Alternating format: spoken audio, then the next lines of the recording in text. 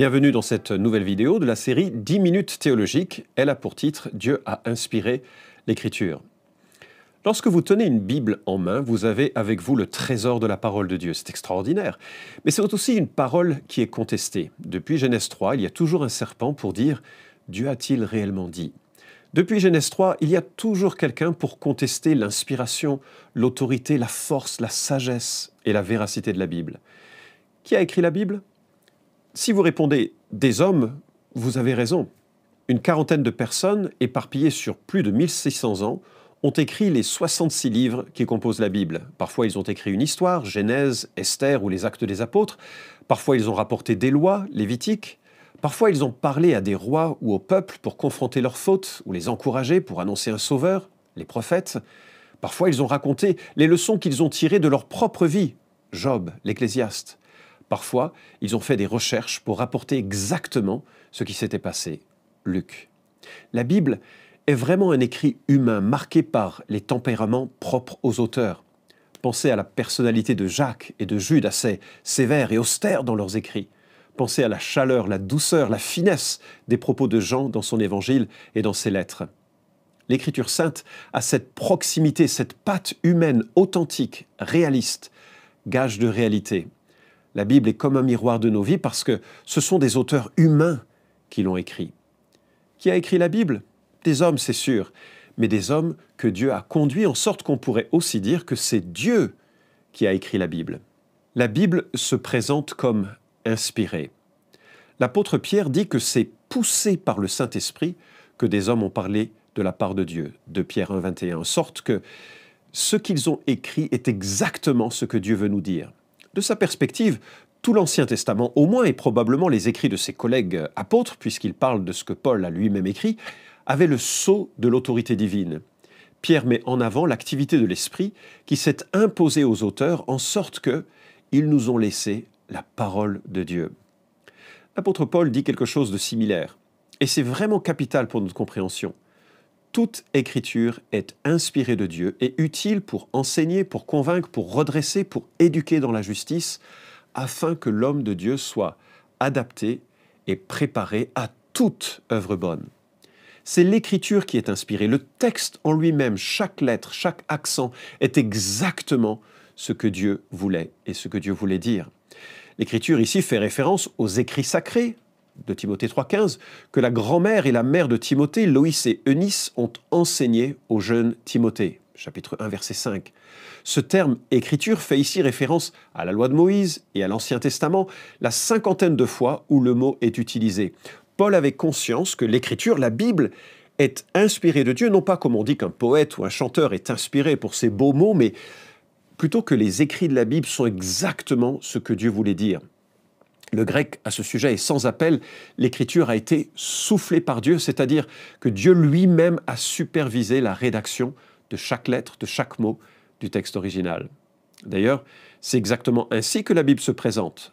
3800 fois, nous avons cette expression « Ainsi parle l'Éternel » ou bien « Oracle du Seigneur » pour souligner l'inspiration de l'Écriture.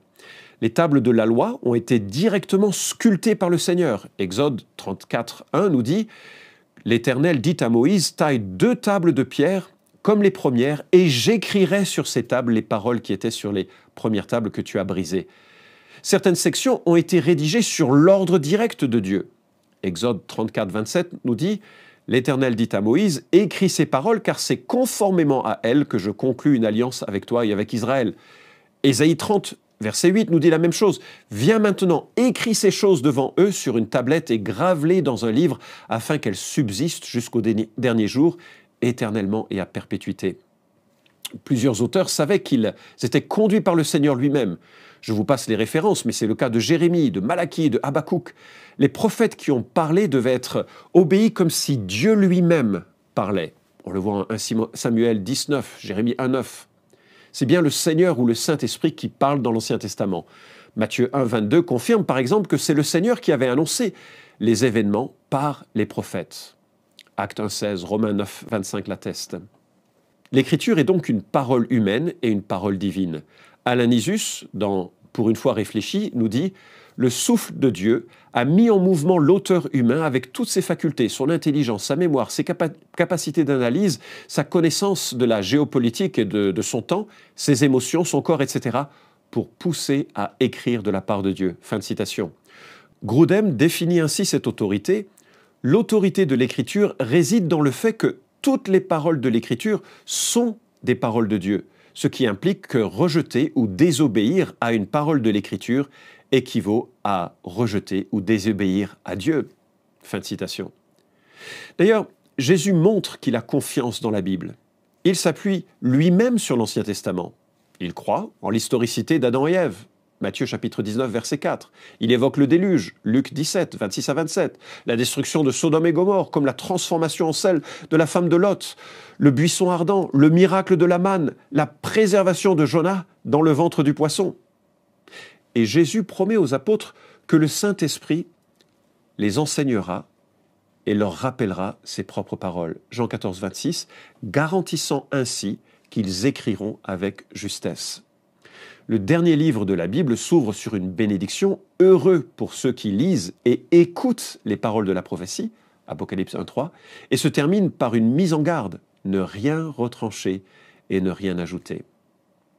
A-t-on raison de voir dans la Bible une parole que Dieu a inspirée? Lorsque mes amis français, très sceptiques et plutôt contre la foi chrétienne, me demandent ce qui me fait croire que la Bible est inspirée, je leur dis que je le crois, que c'est une présupposition. Mais je leur donne aussi quelques réflexions qui montrent la validité de cette présupposition. On a des centaines de prophéties sur Christ qui se sont accomplies, dont une soixantaine sont d'une précision extraordinaire. La diversité des auteurs sur tant de siècles avec un même message, comment ce serait possible sans la supervision de Dieu? Troisièmement, la vérification historique et archéologique.